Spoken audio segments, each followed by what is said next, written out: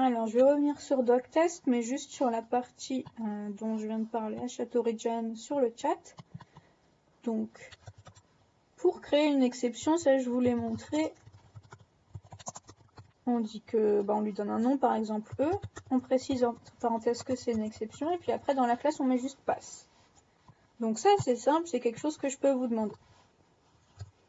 Maintenant il y a quelque chose dont je vous avais dit que c'était complexe en effet, et c'était sur les tests DocTest. Donc, pour rappel, les tests DocTest, c'est on met une documentation, c'est-à-dire une phrase qui explique ce que fait la fonction. Là ça fait la division de A par B. Et après, on utilise les chevrons pour faire des tests. Par exemple, si je dis que si je divise 4 par 2, le résultat c'est 2. Si je divise 10 par 5, le résultat, pareil, c'est 2. Si je divise 9 par 3, le résultat c'est 3, et ainsi de suite. Pour que vous voyez, je vais enlever ça.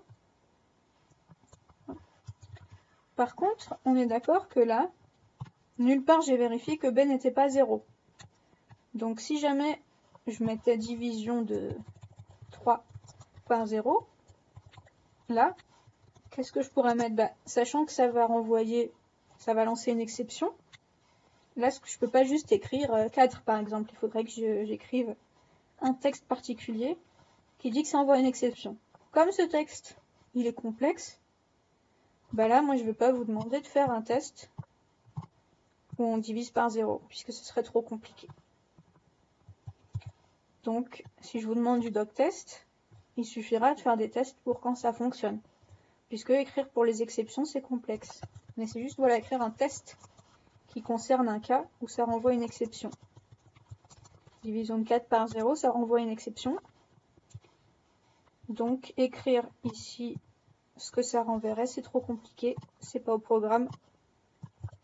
Voilà, donc c'est ça qui était compliqué, c'est pas les exceptions en soi.